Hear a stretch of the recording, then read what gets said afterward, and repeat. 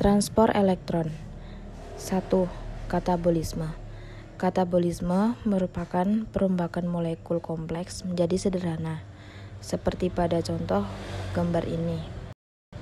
Contohnya, pada sukrosa, protein dan lemak akan dipecah menjadi molekul sederhana.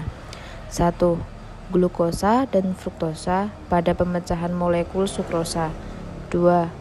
Asam amino pada pemecahan protein atau asam lemak. 3. Gliserol pada pemecahan lemak. Contohnya pada pencernaan makanan dan respirasi sel secara anaerob dan aerob. Respirasi aerob. Respirasi aerob merupakan perombakan glukosa untuk menghasilkan ATP dengan O2 atau oksigen.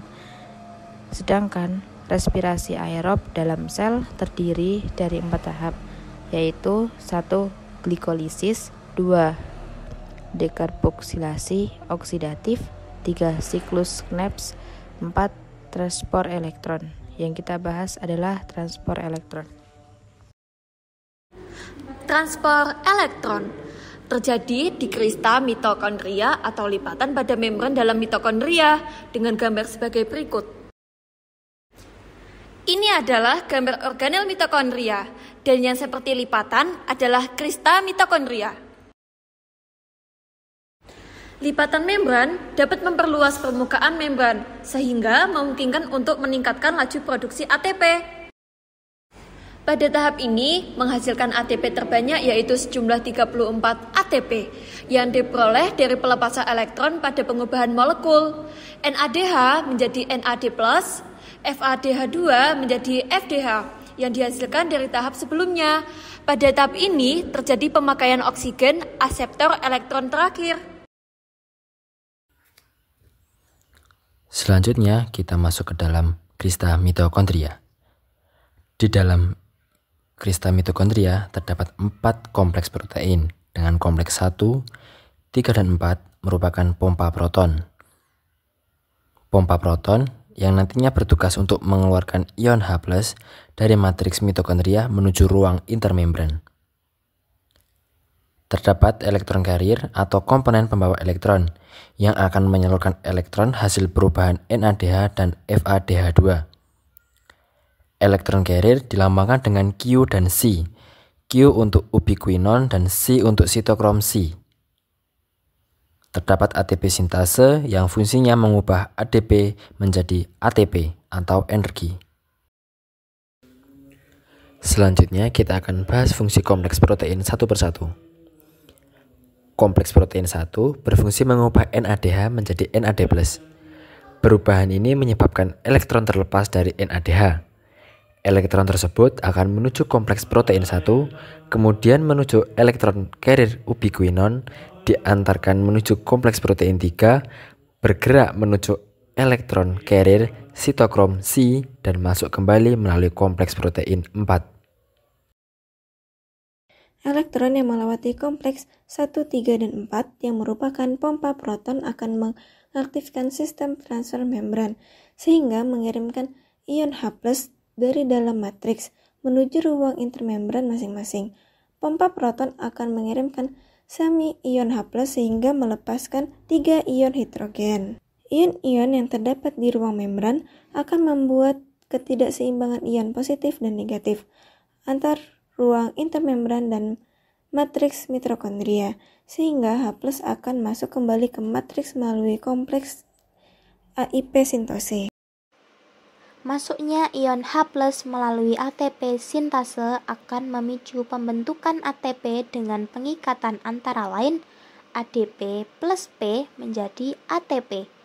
Tiap ion hidrogen yang melewati ATP sintase akan menghasilkan 1 ATP. Sehingga dapat kita simpulkan 1 ion H+ menjadi 1 ATP, 1 NADH menjadi 3 ion H+, sehingga menghasilkan 1 NADH menjadi 3 ATP. Dari kesimpulan tersebut, kita dapat menghitung ATP yang terbentuk dari NADH. Dari tahap sebelumnya yaitu glikosis sama dengan 2 NADH, dekarboksilasi oksidatif sama dengan 2 NADH, siklus Krebs sama dengan 6 NADH. Sehingga total NADH yang terbentuk adalah 10 NADH. Nah, 10 NADH tadi kita kaitkan dengan 3 ATP. Dan terbentuknya adalah 30 ATP. Bagaimana dengan FADH2?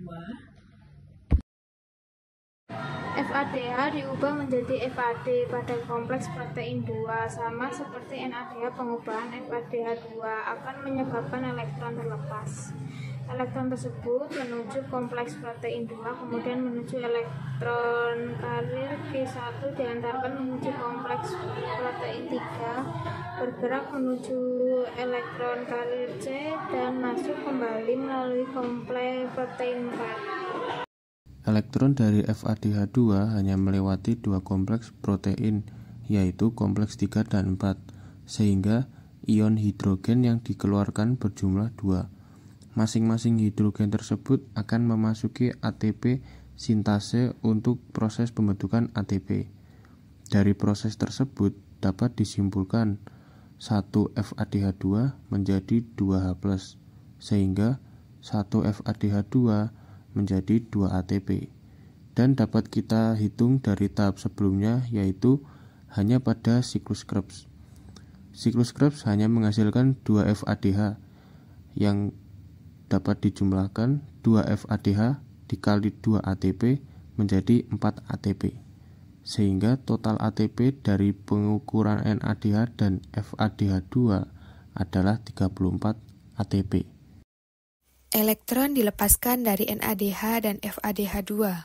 Elektron ini tidak hilang begitu saja, tetapi ditangkap oleh oksigen yang berperan sebagai akseptor elektron terakhir.